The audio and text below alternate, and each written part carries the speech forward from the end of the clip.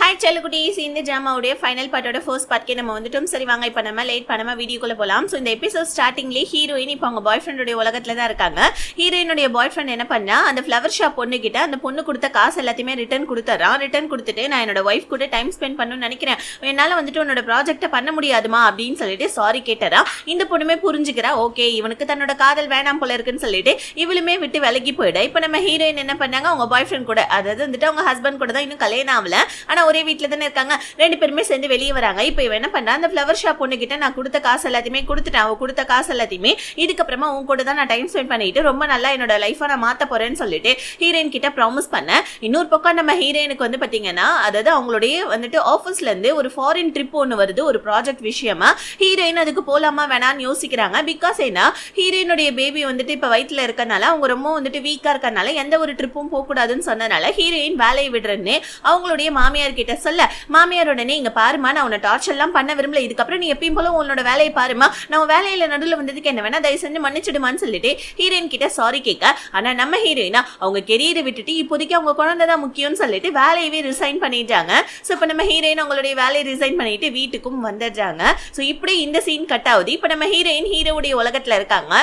இந்த உலகத்துல என்ன நடக்குது, நம்ம ஹீரோவுடைய எக்ஸ் லவர், ஆக்சுவலி இந்த பொண்ணு ஹீரோவுடைய லவர் தான். ஸோ இப்போ இந்த எக்ஸ் லவர் இந்த என்ன பண்றா, ஹீரோயின் கிட்ட வந்து டைரக்டாவே சொல்லிடுறா, இந்த மாதிரி வந்துட்டு நானும் ஹீரோவும் காலேஜ் டைம்ல லவ் பண்ணோம், அப்ப நாங்க ரெண்டு பேருமே ரொம்ப க்ளோஸா இருந்ததுனால நான் வந்துட்டு நான் அப்ராடுக்கு படிக்க போகணும்னு நினைச்சேன், ஆனா ஹீரோ அதுக்கு வேணான்னு சொன்னா, அதனால நான் அவனை பிரேக்கப் பண்ணிட்டேன். அதுக்கப்புறம் எங்க அப்பா என்ன அப்ராடுக்கு அனுப்பிச்சு படிக்க வச்சாரு. அதுக்கப்புறம் நான் வந்துட்டு நான் பிரெக்னென்ட் ஆன விஷயம் எனக்கு அப்புறம் தான் தெரிய வந்தது. ஆனா வந்துட்டு இந்த மாதிரி நான் ஹீரோக்காக தான் இப்ப வந்திருக்கேன். ஸோ கண்டிப்பா நான் ஹீரோ வந்துட்டு கிவ் அப் பண்ற மாதிரி இல்ல, ஹீரோடைய லைஃப்ல யார் இருந்தாலும் பரவாயில்லன்னு சொல்லிட்டு ஹீரோயின் தான் லவ்வர்ன்னு சொல்லி தெரிஞ்சுக்கிட்டே தான் இந்த பொண்ணு இப்படி பேசிட்டு இருக்கா. ஹீரோயினுமே வந்து பாக்குறா. பிகாஸ் ஏன்னா இப்ப எந்த ஒரு லைஃபுமே இல்லாம இருக்கிற நம்ம முக்கியம்னு நினைப்பானா ஹீரோ, இல்ல அவனுடைய குழந்தை முக்கியம்னு நினைப்பானா, கண்டிப்பா குழந்தை தானே முக்கியம்னு நினைப்பான்னு சொல்லிட்டு ஹீரோயின் ஹீரோடைய வீட்டுல இருந்துகிட்டே அங்க இருந்து கிளம்பிட்டாங்க, அவங்களுடைய திங்ஸ் எல்லாம் பேக் பண்ணிட்டு. ஸோ இப்ப நம்ம ஹீரோயின் இப்ப வந்து பாத்தீங்கன்னா ஒரு ஹோட்டல்ல ரூம் எடுத்து தங்கி இருக்காங்க.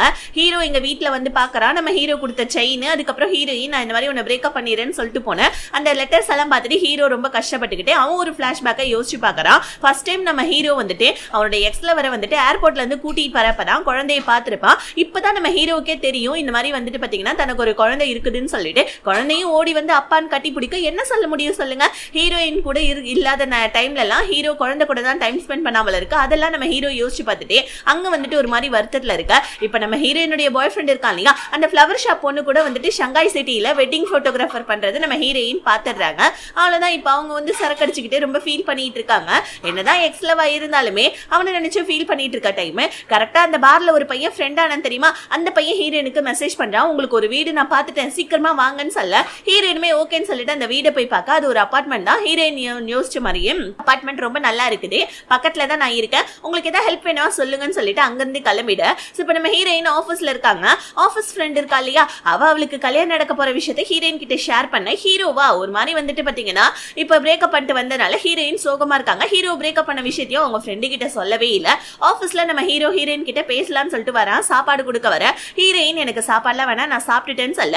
ஹீரோ உங்ககிட்ட கொஞ்சம் பேசணும்னு சொல்ல, நம்ம ஹீரோயின் ஆஃபீஸ் விஷயத்தை தவிர வேற ஏதாவது விஷயம் இருந்தா தயவு செஞ்சு என்கிட்ட எதுவுமே பேசாதீங்கன்னு சொல்ல. ஹீரோமே அங்கிருந்து எதுவுமே சொல்லாம அவனுடைய ரூமுக்கு வந்துடுறான். ஆஃபீஸ்ல இருந்த எல்லாருமே எங்கேயோ மீட்டிங்காக வந்துட்டு சாப்பிடறதுக்காக வெளியே போறாங்க போல இருக்கு. ஹீரோயினுமே சேர்த்து கூட்டிட்டு போயிடுறாங்க. இப்ப ஹீரோ வந்து ஹீரோயின்ட்ட மறுபடியும் பேசலான்னு வர, வீட்டுல அங்க வந்துட்டு ஆஃபீஸ்ல ஹீரோயினை காணும். ஹீரோக்கு ஒரு மாதிரி ரொம்ப கஷ்டமாவே இருக்கு. இங்க நம்ம ஹீரோயின் வந்து பாத்தீங்கன்னா ஆஃபீஸ் ஃப்ரெண்ட்ஸ் எல்லாரு கூடயுமே உட்காந்துக்கிட்டு டீம் டின்னர் சாப்பிட்டுட்டு இருக்காங்க. அப்ப அந்த இடத்துல இந்த ஹீரோடைய எக்ஸ் லவர் வந்தரா, அவ பொண்ணை கூப்பிட்டுக்கிட்டே இவ வேணும் தான் இந்த இடத்துக்கு வந்திருக்கா, ஏன்னா இன்னைக்கு அவளோட பொண்ணோட பர்த்டே போல இருக்கா, அதனால பர்த்டே செலிப்ரேட் பண்ணலாம்னு சொல்லிட்டு இந்த ஹோட்டலுக்கு வந்திருக்கா.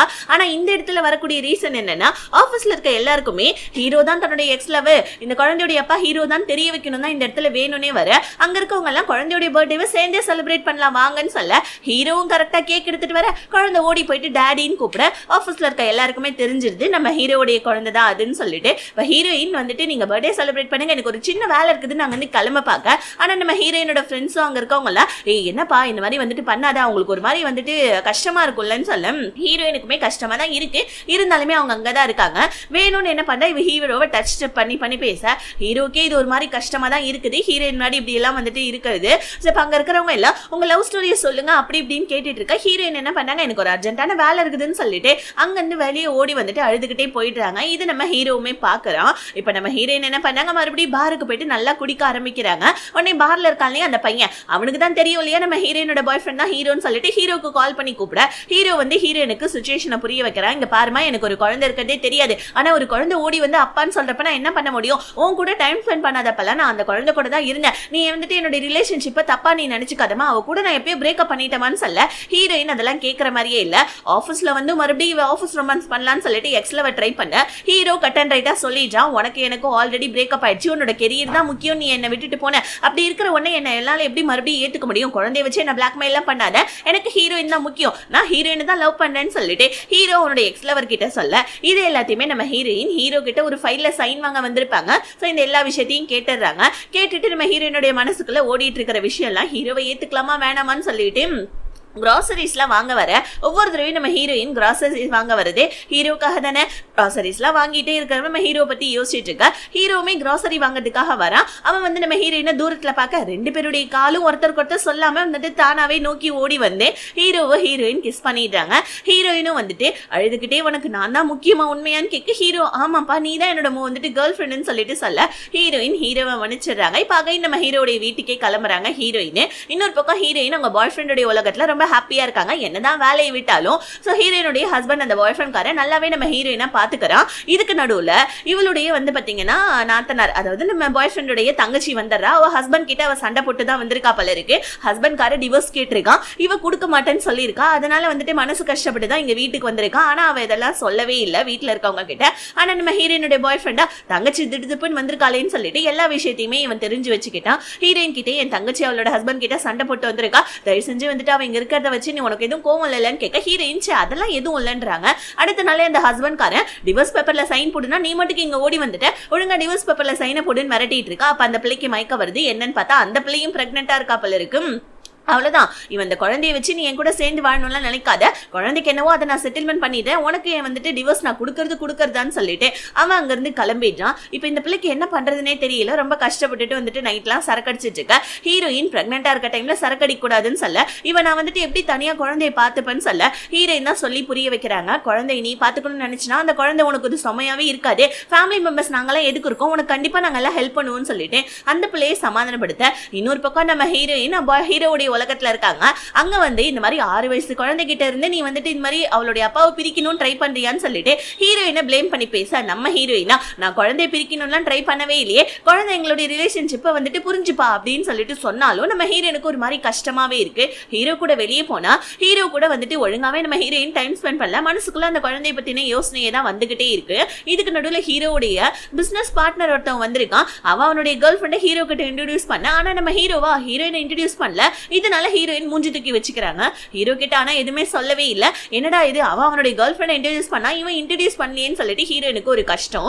இப்ப அடுத்த நாள் நம்ம ஹீரோயின் ஆபீஸை விட்டு வீட்டுக்கு வந்தா குழந்தைங்க இருக்கா. என்னன்னு பார்த்தா நம்ம வந்துட்டு பாத்தீங்கன்னா ஹீரோடைய எக்ஸ் லவர் ஏதோ வேலை விஷயமா வெளியூர் போயிருக்கா போல இருக்கு. அதனால ஹீரோ தன்னோட குழந்தைய அவன் தான் பாத்துக்கிறான். ஹீரோனுக்கு கஷ்டமா இருக்கு, பட் இருந்தாலும் அதை வந்துட்டு வெளியே காமிச்சிக்கவே இல்லை. இப்போ ஒரு நாள் என்ன ஆகுது, நம்ம ஹீரோ வந்துட்டு இந்த மாதிரி ஹீரோயின் கோச்சிட்டு இருக்காளேன்னு சொல்லிட்டு டேட்டிங் கூட்டு போவ. இதை வந்து பாத்தீங்கன்னா ஆபீஸ்ல ஒரு புது பொண்ணு ஜாயின் பண்ண தெரியுமா, அதாவது பழைய பாஸோடைய செக்ரட்டரி. அந்த பொண்ணு என்ன பண்றா, வீடியோ எடுத்துட்டு வந்து இங்க பாருங்க மேடம் உங்க ஹஸ்பண்ட் வந்துட்டு ஹீரோயின் கூட எங்கேயோ வெளியே போறாருன்னு சொல்லிட்டு ஆபீஸ்ல இருக்க எல்லாத்தையுமே காப்பிங்க. ஆபீஸ்ல இருக்கவங்க எல்லாருமே காசு பேச ஆரம்பிச்சிடறாங்க. இது மேலிடத்து வரைக்கும் போய் மேலிடத்துல இருக்கவங்க இந்த மாதிரி வந்துட்டு ஆஃபீஸ்ல இருக்கவங்க எல்லாருமே வந்துட்டு டேட் பண்றதெல்லாம் தப்புமான்னு சொல்ல ஹீரோயின் உடனே நான் வேலையை விட்டுறேன்னு சொல்லிட்டு ரிசைனிங் லெட்டர் எழுத, இல்லம்மா ஆல்ரெடி ஹீரோ வேலையை விட்டுட்டாமா அப்படின்னு சொல்ல ஹீரோனுக்கு ஷாக் ஆகுது. ஏன்னா ஹீரோனுக்கு இந்த விஷயம் தெரிஞ்சா கண்டிப்பா ஹீரோயின் தான் வந்துட்டு வேலையை விட்டு போவண்ணுவாங்க. ஆனா நம்ம ஹீரோயினுடைய கெரியர் கெட்டு போக கூடாதுன்னு சொல்லிட்டு ஹீரோவே ஃபர்ஸ்ட் வேலையை விட்டுட்டு போயிட்டான் போல இருக்கு. ஹீரோனுக்கு கஷ்டமா தான் இருக்குது. இப்ப ஹீரோயின் அதே கம்பெனில தான் இருக்கிறாங்க. இன்னொரு பக்கம் நம்ம ஹீரோயின் அவங்க பாய் ஃப்ரெண்டுடைய உலகத்துல இருக்காங்க. அவங்களுக்கு வந்து பாத்தீங்கன்னா லேபர் பெயின் வந்துருச்சு போல இருக்கு. சோ ரொம்ப கஷ்டப்பட்டு உட்கார்ந்துட்டு இருக்காங்க. பெயின் இன்னைக்கு நைட்டுக்குள்ள வந்துரும் போல இருக்குன்னு சொல்லிக்கிட்டே இருக்க டைம் அவங்க அம்மா வந்துட்டு கத்துறாங்க. என்னன்னு பார்த்தா அந்த தங்கச்சி கறி சூசைட் ட்ரை பண்ணிட்டு இருக்கா, கையை ஃபுல்லா அறுத்துக்கிட்டு. அவ்வளவுதான், இவனுக்கு என்ன பண்றதுன்னு தெரியல. ரத்தத்தை பார்த்தோன்னே என்ன பண்றான், ஒரு துண்டு எடுத்து அந்த பிள்ளையுடைய கையில கட்டி விட்டுட்டு அந்த பிள்ளைய ஹாஸ்பிட்டல் கூட்டு போயிடுறான். இன்னொரு பக்கம் நம்ம ஹீரோயின் ரூம்ல இருந்துட்டு கத்துறாங்க. ஏன்னா அவங்களுக்குமே பெயின் வந்துருச்சு. ஆனா வந்துட்டு ஹீரோ அதாவது அவங்க பாய் ஃப்ரெண்டுடைய அம்மா அவங்க அப்பா இதெல்லாம் கத்துற சவுண்ட்ல ஹீரோயின் கத்துற சவுண்டு கேட்கல. ஹீரோயினுக்கு வந்து பாத்தீங்கன்னா பனிக்கூடமே வந்துட்டு உடஞ்சு போயிட்டு வந்துட்டு செம்மையா வந்துட்டு நின்று அழுதுட்டு இருக்க. அவங்க அவங்க அம்மாவுக்கு நம்ம ஹீரோயின் கால் பண்ணிடுறாங்க. இது தெரியாம இந்த பாய் ஃப்ரெண்ட் காரன் அவன் தங்கச்சி கூட இருக்க ஹீரோயின் ரிட்டன் கால் பண்றாங்க. ஆனா இவன் வந்து பாத்தீங்கன்னா ஹீரோயினோட காலை கட் பண்ணி விட்டுறான். அதுக்கப்புறம் தான் அவனுக்கு ஞாபகம் வந்து ஐயோ நம்ம பொண்டாட்டிக்கும் லேபர் பெயின் வர டைம் ஆச்சேன்னு சொல்லிட்டு ஹீரோயினுக்கு கால் பண்ண ஹீரோயின் அங்க ஆபரேஷன் தியேட்டர்ல இருக்காங்க. ஹீரோயினுக்கு குழந்தையும் பிறந்துருச்சு அவங்க பாய் ஃப்ரெண்டோடைய உலகத்துல. இங்க நம்ம ஹீரோயின் இப்ப ஹீரோ கூட இருக்காங்க. அதாவது ஹீரோவுடைய உலகத்துல ஹீரோயின் எதுக்காக நீ வேலையை விட்டேன்னு சொல்ல ஹீரோ இப்போ நான் ஒரு நல்ல பொசிஷன்ல தான் இருக்கேன், எனக்கு வேற ஏதாவது கம்பெனில கூட வேலை கிடைச்சிடும், ஆனா நீ இப்பதான் உன்னோட கெரியரை ஸ்டார்ட் பண்ணிருக்க, நீ அந்த கம்பெனில இருக்கதா முக்கியம், அதனால தான் நான் வேலையை விட்டேன், நீ எல்லாம் எதுவும் பைத்தியக்காரத்தனமா வேலையெல்லாம் விட்டுடாதுன்னு சொல்லிட்டு ஹீரோயினை சமாதானப்படுத்தினாலும் ஆபீஸ்ல இருக்கவங்க எல்லாருமே ஹீரோயினை காசிப் பண்றாங்க. சோ இதுக்கப்புறமும் வந்துட்டு ஹீரோவையும் பிரிக்க முடியாதுன்னு அந்த எக்ஸ் லவர் அவ குழந்தையை கூப்பிட்டுக்கிட்டே மறுபடியும் அப்ராட் கிளம்பிட்டாப்புல இருக்கு. நான் அப்பா உன்னை வந்து பாத்துக்கிறேன்னு சொல்லிட்டு குழந்தையை சமாதானப்படுத்தி அனுப்பி வச்சிடறா நம்ம ஹீரோ. இந்த பொண்ணே லாஸ்டா ஒரு சான்ஸ் கொடுன்னு சொல்ல ஹீரோயினோட லைஃப்ல ஒரே சான்ஸ்னா அது ஹீரோயின் மட்டும் தான், அப்பப்ப நான் குழந்தைய வந்து பாத்துப்பேன், குழந்தைக்கு தேவையானதெல்லாம் நான் பண்ணுவேன்னு சொல்லிட்டு அவனுடைய எக்ஸ் லவரை அங்கிருந்து அனுப்பி வச்சுட குழந்தையுமே டாட்டா காட்டிச்சு கிளம்பிடுது. இன்னொரு பக்கம் நம்ம ஹீரோயினுக்கு குழந்தை பிறந்து 3 நாள் ஆயிடுச்சு. ஆனா 3 நாள் ஆயிடுறதுக்கு அப்புறமாவும் அதாவது அவங்களுடைய ஹஸ்பண்டையும் அவங்க மாமியாரையுமே பார்க்க ஹாஸ்பிட்டலுக்குள்ள விடல. இதனால ஹஸ்பண்ட் காரன் வெளியே வந்துட்டு ஹீரோயினோட அம்மா கிட்ட கெஞ்சிட்டு இருக்கான், நான் பண்ணது தப்பு தான், இருந்தாலும் தயவு செஞ்சு மன்னிப்பு கேட்கிறேன், ப்ளீஸ் என்ன குழந்தைய பார்க்க விடுங்கன்னு சொல்ல இல்ல என் பொண்ணு உங்க 2 பேருமே பார்க்கவே விரும்பலையான்னு சொல்லிட்டு அங்கிருந்து கிளம்பிட இப்படியே வந்து பாத்தீங்கன்னா ஒரு 2-3 நாள் போகுது. கொஞ்சம் கொஞ்சமா ஹீரோயினுக்கு கோவம் கம்மியாகுது. அவங்க ஹஸ்பண்டையும் வந்துட்டு ரூம்குள்ள விடுறாங்க. ஹஸ்பண்ட் காரன் குழந்தைய பார்த்துட்டு ரொம்ப ஹாப்பியா வரான். குழந்தைய ஒரே ஒரு போட்டோ மட்டும் எடுத்துக்கிட்டுமான்னு கேட்க ஹீரோயினுமே ஓகேன்னு சொல்றாங்க.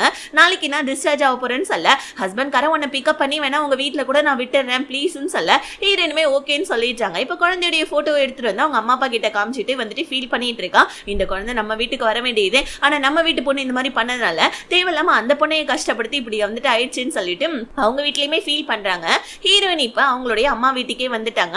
அம்மா தேவையானது எல்லாத்தையுமே நம்ம ஹீரோயினுக்கு பண்றாங்க. இப்ப அடுத்த நாள் என்ன ஆகுதுன்னா இந்த தங்கச்சிக்காரி என்ன பண்றா முடியெல்லாம் கட் பண்ணிட்டு அவனுடைய ஹஸ்பண்டுக்கு டிவோர்ஸ் பேப்பர்ல சைனை போட்டு கொடுத்துட்டு இந்த மாதிரி வந்துட்டு அண்ணங்காரங்க கிட்ட சொல்லிட்டு இருக்கா, நான் போயிட்டு ஃபாரின்ல படிக்க போறேன், நான் வந்ததுனால எவ்வளவு பிரச்சனை இல்ல, என்னோட கெரியரை நானே பாத்துக்க போறேன், குழந்தைய நானே வளர்த்துக்கிறேன் அப்படின்னு சொல்லிட்டு அவ ஃபாரின் கிளம்புறதுக்கு முன்னாடி நம்ம ஹீரோயினை வந்து பாக்கிறதுக்காக வரா. என்ன தயவு செஞ்சு மன்னிச்சிட்டு என்னாலதான் இப்ப இவ்வளவு பிரச்சனையும் சொல்லிட்டு உள்ள வந்து நம்ம ஹீரோயின் கிட்ட மன்னிப்பு கேட்டுட்டு எங்க அண்ணன் கூட வந்துரு ப்ளீஸ், எங்க அண்ணன் ரொம்ப கஷ்டப்படான்னு தெரியுமா, நான் வந்துட்டு அன்னைக்கு கையை அறுத்துக்கிட்டு என்னோட பிளட்டை பார்த்தோன்னே அண்ணனுக்கு என்ன பண்றதுன்னு தெரியல, அதனால தான் நீ கத்துற சவுண்டு கூட எங்க யாருக்குமே கேட்கவே இல்லை, அதனால தான் அண்ணன் என்ன ஹாஸ்பிட்டல் கூட்டு போயிட்டா, என்ன தயவு செஞ்சு மன்னிச்சிடுன்னு சொல்ல ஹீரோயினுமே கொஞ்சம் கொஞ்சம் மனசு மாறிட்டு இருக்காங்க. அடுத்த நாள் வந்து ஹீரோயினுடைய மாமியாரும் பேசுறதுக்காக வராங்க. ஆனா ஹீரோயினுடைய அம்மா பிடிச்சி திட்டி விட்டுட்டு இருக்காங்க. ஆனா மாமியார் கறி வந்துட்டு நம்ம தயவு செஞ்சு மன்னிச்சிடுங்க, எங்க பொண்ணு அந்த நிலைமையில இருந்தாங்க, உங்க பொண்ணை நாங்க யோசனை பண்ணல, ஆனா இதுக்கப்புறம் நாங்க அந்த மாதிரி பண்ண மாட்டோம், தயவு செஞ்சு பிள்ளையை வீட்டுக்கு அனுப்பிச்சு விடுங்கன்னு சொல்ல ஹீரோயினுமே ஓகேன்னு சொல்லிட்டு அவங்க ஹஸ்பண்டை மன்னிச்சுட்டு வீட்டுக்கும் வந்துடுறாங்க. அவங்க மாமியாருடைய வீட்டுக்கு வந்தவொடனே குழந்தை பாத்ரூம் போயிடுது போல இருக்கு. பாத்ரூம் போனவொடனே குழந்தைக்கு பேப்பர்லாம் மாத்தி விட்டுட்டு இருக்காங்க. ஹீரோயின் ஃபேமிலியா பார்த்துட்டு ரொம்ப ஹாப்பி ஆயிட்டு இருக்காங்க.